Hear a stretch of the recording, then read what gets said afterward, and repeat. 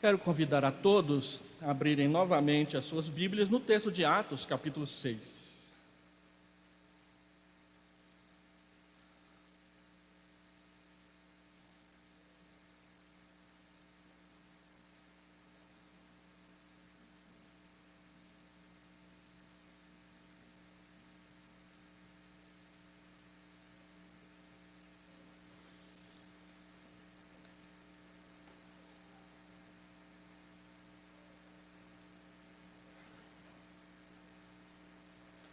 Atos, capítulo 6, novamente, verso 1 a 7.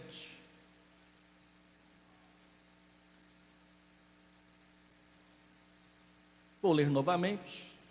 Ora, naqueles dias, multiplicando-se o número dos discípulos, houve murmuração dos helenistas contra os hebreus, porque as viúvas deles estavam sendo esquecidas na distribuição diária. Então os 12 convocaram a comunidade dos discípulos e disseram: não é razoável que nós abandonemos a palavra de Deus para servir às mesas.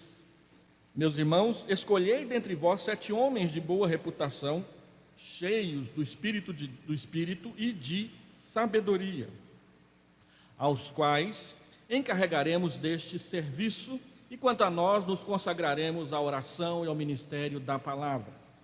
O parecer agradou a toda a comunidade e elegeram Estevão, homem cheio de fé e do Espírito Santo, Filipe, Prócoro, Nicanor, Timão, Pármenas e Nicolau, prosélito de Antioquia.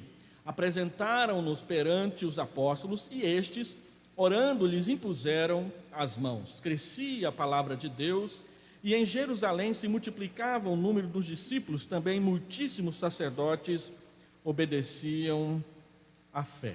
Vamos orar.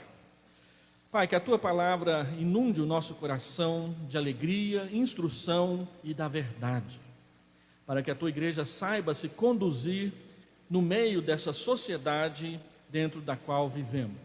Oramos por essas bênçãos em nome do Senhor Jesus. Amém. A diaconia e o diaconato, você pode ler comigo aqui no texto de Atos, capítulo 6, surgiram em função de uma necessidade da igreja se organizar melhor, a fim de poder servir melhor aos membros da comunidade. Os irmãos se lembram que essa igreja vem crescendo rapidamente. Era 120 no dia de Pentecostes, no final daquele dia já eram mais de 3.000. E poucos dias depois, a palavra de Deus diz que eram mais de 5.000. Então o crescimento foi muito rápido e nem sempre a organização cresce na mesma velocidade. A igreja de Vila Nova é uma igreja que alcançou há pouco tempo 500 membros e, ora, para os padrões de várias igreja pequena, para os padrões da IPB, já é chamada de igreja de médio porte. Para os padrões presbiterianos, já é uma igreja que exige uma certa organização mais complexa e uma administração um pouco mais atenta. E o texto de Atos mostra que esse tipo de problema de lidar com o crescimento e as necessidades que o crescimento trouxe não é um problema só da igreja presbiteriana de Vila Nova, mas é um problema de toda a igreja que cresce. E vários problemas que surgem, às vezes aos nossos olhos parecem ser maldade, mesquinhez, pura reclamação e murmuração, e a palavra de Deus mostra que não, nem sempre as queixas, as reclamações, elas são fruto de pecados e reclamações desnecessárias. Tem muita reclamação desnecessária na igreja que a gente perde tempo com elas. Mas reclamações como essas, de que havia um serviço de distribuição diária de alimentos, e de repente um certo grupo dentro da igreja estava recebendo todos os dias e outro grupo não estava recebendo, isso é um problema real, e a queixa que surge disso é uma queixa verdadeira, justa, digna e pertinente. E foi o que aconteceu. E é interessante que essa queixa aqui, ela tem um contorno assim de discriminação, porque são os helenistas que estão murmurando contra os judeus. Os helenistas eram pessoas ou judeus que haviam se convertido ao Evangelho, mas que não conheciam bem a lei e não vieram de dentro do judaísmo. Havia muito judeu que não vivia dentro da lei. E dentro desse grupo também haviam aqueles que eram gregos ou gentios que estavam se convertendo à igreja, que nesse tempo ainda mantinham uma estreita relação com o judaísmo. Então, eles reclamam, e os apóstolos que coordenavam aquela distribuição diária percebem que eles não vão conseguir fazer duas coisas ao mesmo tempo. Eles não vão conseguir pregar, discipular, ensinar a palavra e fazer todo dia distribuição de alimento para as viúvas. Então você percebe que essa distribuição de alimento era para pessoas necessitadas da igreja. É assim que surge a diaconia na igreja, oficialmente falando. Todo mundo já servia, já havia distribuição de alimentos, já havia cuidado das pessoas necessitadas. Mas o que faltava era que isso fosse organizado melhor.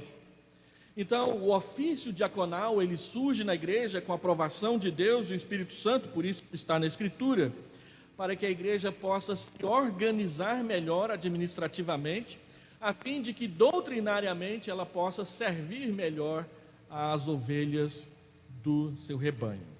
Algumas coisas chamam a atenção aqui. Os nomes dos homens que são indicados para assumir a diaconia, todos esses nomes são helenistas, não são nomes comumente judaicos. Então, porque eram os helenistas que estavam reclamando e eram as viúvas deles que estavam sendo esquecidas, a igreja entendeu que a diaconia deveria ser levantada principalmente entre eles. Isso nos mostra que a igreja precisa encontrar um princípio de razoabilidade que não permita menos dedicação à pregação da palavra, ao mesmo tempo em que não permita discriminação no serviço a ser prestado ao povo de Deus. Ninguém pode ser deixado de lado porque mora num determinado bairro ou vive numa determinada classe social, ou é filho de determinada pessoa e neto de uma outra pessoa. Não pode haver discriminação social, não pode haver discriminação racial, não pode haver discriminação sexual. Na igreja deve haver sempre o cuidado devido para cada grupo da igreja. Por isso, os homens que vão assumir o diaconato precisam ser homens sábios e cheios do Espírito Santo, e não simplesmente pessoas que gostam de exercer a liderança. Então, a solução é fortalecer e diversificar a liderança da igreja. Todavia, os diáconos não serão apenas porteiros e garçons, também estarão envolvidos com a pregação da palavra. E se você prestar atenção na leitura de Atos, capítulo 7 do livro de Atos, vai se dedicar principalmente a Estevão e a Filipe, os dois primeiros nomes que foram eleitos diáconos aqui. Por quê? Porque você poderia pensar assim: já que os apóstolos vão se dedicar à pregação da palavra, os diáconos vão se dedicar à beneficência, ao cuidado dos necessitados, então os diáconos não precisarão pregar a palavra. E Lucas separa então dois exemplos: diáconos que serviam a igreja e que também pregavam a palavra o tempo todo, de modo que para que alguém seja eleito diácono, e quando alguém é eleito diácono, isso não tira deste irmão a responsabilidade de continuar crescendo doutrinariamente no estudo da palavra. Paulo diz em 1 Timóteo 3, a partir do verso 8, quando trata dos diáconos, que aqueles que trabalham bem e que conhecem a doutrina, eles receberão no meio entre os diáconos justa proeminência, ou seja, eles serão respeitados não só porque servem distribuindo bens e coisas e haveres às pessoas, mas porque eles conhecem a palavra e o fazem em obediência e aplicando essa palavra na vida da igreja. Porque nas Escrituras todos nós somos diáconos. A palavra diácono, que quer dizer servo, ela é empregada também para pastores, para presbíteros e para qualquer pessoa que é membro na igreja. A diferença é que agora essa diaconia ela é elevada a um ofício que vai ser responsável por conduzir a obra de beneficência da igreja com autoridade diante do povo. Isso me lembra as leituras que fiz a respeito de como Calvino entendia a diaconia e como ele conduziu a junta diaconal da igreja de Genebra. Só para os irmãos terem uma ideia, analisando a história da igreja nas institutas de Calvino, ele aponta para o fato de que os diáconos administram o cuidado devido aos pobres. Ele fala isso no livro 4, capítulo 3, o versículo 9, e ele usa Romanos, capítulo 12, versículo 8, para falar isso. Ele entendia que havia duas classes de diáconos na igreja: o diácono que distribui e o diácono que exerce misericórdia, os quais ele nomeava com nomes de procuradores. Aqueles que cuidavam dos necessitados eram chamados de procuradores. Eles representavam os necessitados perante a igreja, a fim de que a igreja os ajudasse com cuidado no momento de dificuldade. E aqueles que exerciam a misericórdia, que tratavam principalmente com doentes, eles chamavam de diáconos hospitalares.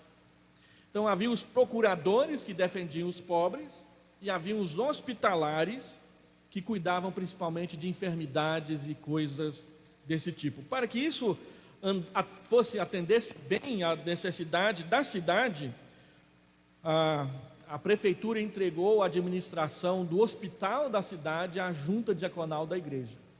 O diretor do hospital de Genebra era o diácono da igreja de Genebra, para os irmãos terem uma ideia. Isso porque naquela época o entendimento é de que a igreja era estatal. Genebra era uma cidade-estado, ela era como um país numa única cidade, ela era independente.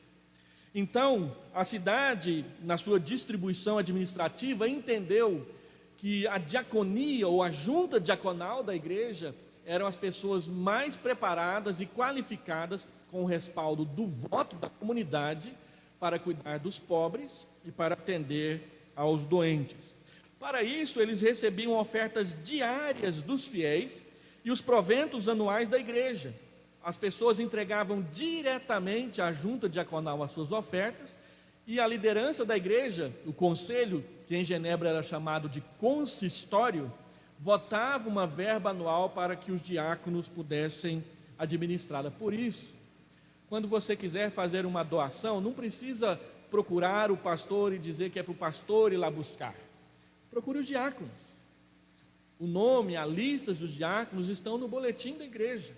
Você pode se dirigir diretamente a eles e o pastor nem precisa ficar sabendo que tinha um saco de roupa, uma geladeira ou um guarda-roupa que você queria doar para as pessoas.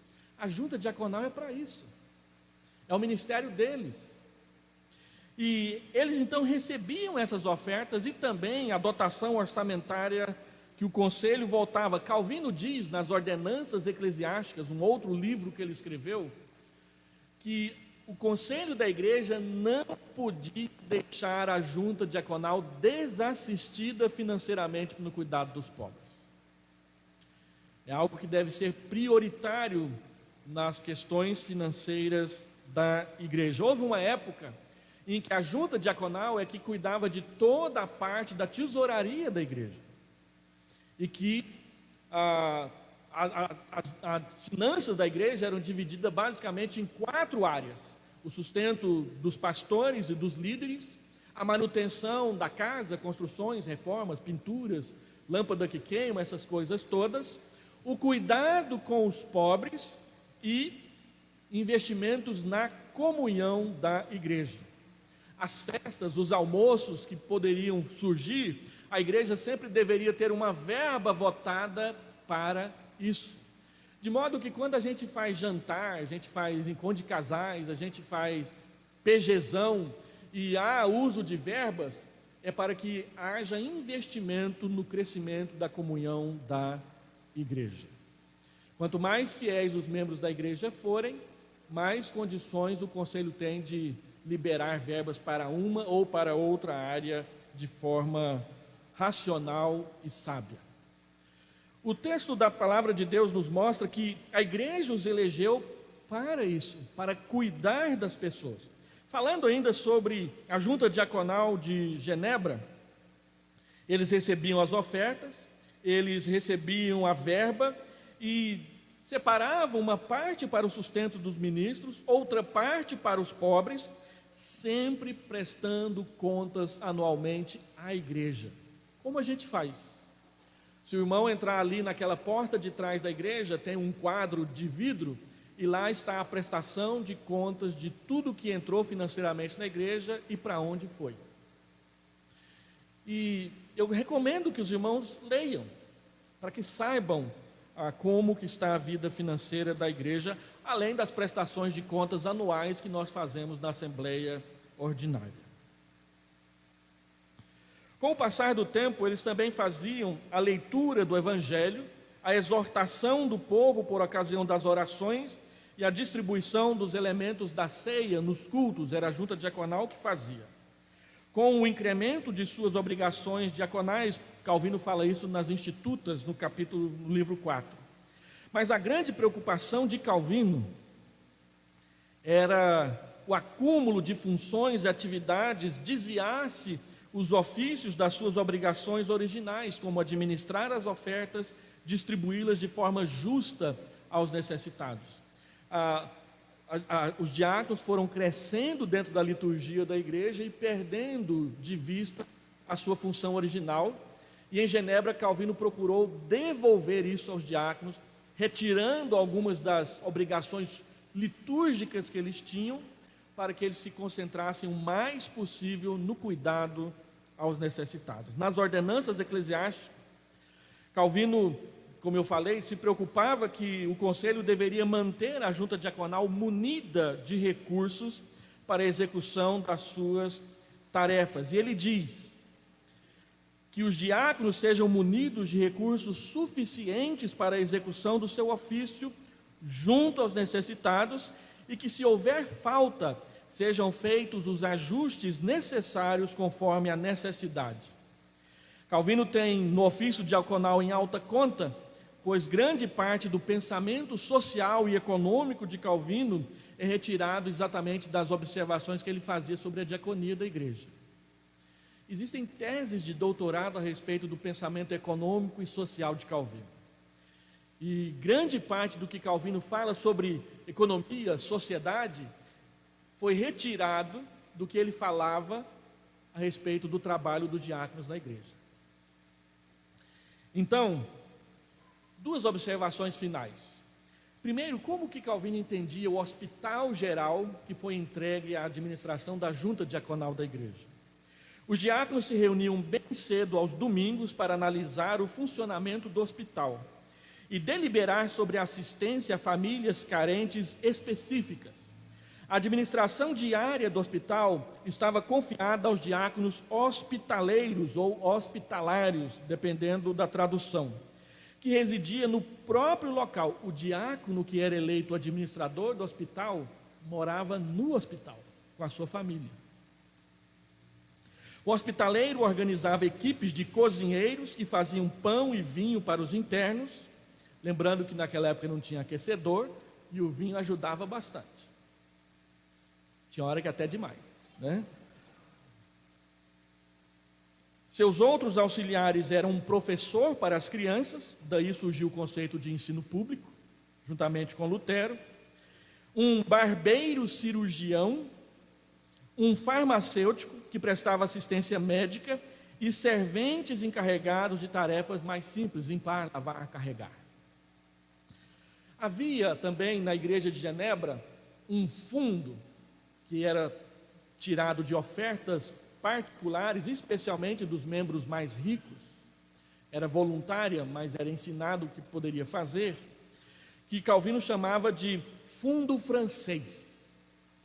Esse fundo servia para o pagamento de muitas coisas. Foi criado em 1545 para angariar fundos junto aos refugiados ricos e utilizá-lo para dar assistência aos refugiados pobres. Como havia perseguição do catolicismo romano aos protestantes, muitas famílias vieram para Genebra. Quando Calvino assumiu o pastorado de Genebra em 1536, ela tinha 12 a 14 mil habitantes. Quando ele morreu em 1564, Genebra tinha 24.500 habitantes. Em menos de 54 anos, ela quase dobrou de tamanho. E a cidade estava sob interdito. Já viu aquela história de que Cuba não pode fazer nada porque os americanos criaram várias sanções econômicas? Genebra vivia isso por parte do conde de Savoy, que queria ser o governador da cidade e a cidade não aceitava. Então ele colocou o exército dele impedindo que comerciantes se instalassem em Genebra. Com isso, todo o período em que Calvino foi pastor em Genebra, a cidade teve falta de alimento, falta de dinheiro, falta de recursos. Então, como vinham famílias ricas que eram perseguidas por causa da fé, a igreja conversava com essas famílias para que elas dessem da sua riqueza para que não houvessem pobres na igreja. Não era proibido ter mendigos nas ruas de Genebra. E a prefeitura, orientada pela igreja, fazia o seguinte: ela criou moedas de madeira que as pessoas só podiam usar para comprar roupa e comida, nada mais. Então, quem era encontrado pedindo esmola na rua, a prefeitura lhe dava um trabalho. Uma enxada na mão dele: ó, você vai fazer buraco na rua tal, porque a gente vai fazer uma obra lá. E essa pessoa recebia as moedas de madeira, que ela podia trocar por comida e roupa. Se alguém se recusasse a trabalhar porque preferia pedir dinheiro, que acontece muito aqui nos semáforos de Goiânia, a pessoa era expulsa da cidade. Se não quer trabalhar, não pode morar aqui. Já pensou se as nossas prefeituras fizessem isso? Mas eles ofereciam trabalho, arrumavam uma frente de trabalho para eles. E quem administrava isso era a junta diaconal. Não sei se os irmãos sabem, a Igreja Presbiteriana da Coreia, ela tem na Coreia, um país com menos de 50 milhões de habitantes, o mesmo número de membros que a Assembleia de Deus tem aqui no nosso país, 13 milhões de membros. E a Igreja Presbiteriana da Coreia tem um trabalho realizado pela Junta Diaconal de distribuição de alimento que é tão bem feito que o governo federal da Coreia pegou o sistema da Junta Diaconal da Igreja Presbiteriana e aplicou no Estado. A forma do Estado arrecadar alimentos e distribuir entre os pobres é inspirado na forma como a Igreja Presbiteriana da Coreia o faz. Então, nós podemos sim ter uma junta diaconal forte e atuante. Se nós entendermos o que a Escritura diz com respeito ao propósito disso, e na nossa fidelidade, contribuirmos voluntariamente nas nossas obrigações para que isso aconteça. Deixa eu concluir essa meditação. O ministério diaconal, ele não aparece. Os diáconos visitam a família, entregam uma cesta de alimentos e não vêm aqui na frente dizer: mais uma cesta foi entregue. A junta diaconal leva uma pessoa ao hospital e não vem aqui: ó, levamos a fulana de tal no hospital. Não fazemos isso. Não fazemos isso de vir aqui na frente comunicar. Mas sempre que é necessário, e sempre que nós enxergamos a necessidade, ou somos avisados da necessidade, nós imediatamente deslocamos o assunto para a junta diaconal trabalhar. E hoje nós vamos eleger 6 ou 7 diáconos. E o desafio que esses irmãos têm ao entrar na junta diaconal é exatamente esse: de enxergar, de ver quem precisa, para não deixar a igreja esquecer deles. Porque o comum, o normal, é ir esquecendo, deixar para lá. E a junta diaconal da igreja, ela existe exatamente para não deixar a igreja deixar essas coisas para lá. Se todos nós esquecermos, os diáconos levantam a mão e dizem: não podemos esquecer. Tem esse, tem aquele, tem aquela outra. Precisamos cuidar deles. Precisa levar ao médico? Não tem como? A gente dá um jeito e leva. Está passando fome? Falta comida em casa? A gente chama a igreja e diz: olha, está faltando comida na casa do irmão, vamos ajudar. E aí nós precisamos de duas coisas: de atenção por parte da igreja e de sinceridade e humildade por parte dos irmãos. Às vezes a gente está passando uma necessidade, mas por orgulho não comunicamos. Não é aquela filosofia: eu não quero dar trabalho. Eu costumo falar lá em casa que quando a gente fala que não quer dar trabalho, a gente dá trabalho dobrado. Porque além da necessidade, ainda tem que cuidar das fofocas. Quantas vezes alguém chega para mim: essa igreja não ama a família fulano de tal porque estão passando fome e vocês não fazem nada. E a gente chega nos irmãos e pergunta: está precisando de alguma coisa? Não, pastor, está tudo bem. Na mesma hora que fala tudo bem, o estômago: não está tudo bem. A palavra de Deus diz que quando eu precisar, a igreja me ajudará. E quando eu estiver bem e outro precisar, eu ajudarei a igreja a ajudar. Para que não haja necessitados no meio da igreja. O básico, o essencial, não pode faltar. Comida, roupa, trabalho. Nós podemos ajudar uns aos outros nessas áreas. Pelo menos nessas. E hoje nós vamos eleger diáconos para que a igreja não se esqueça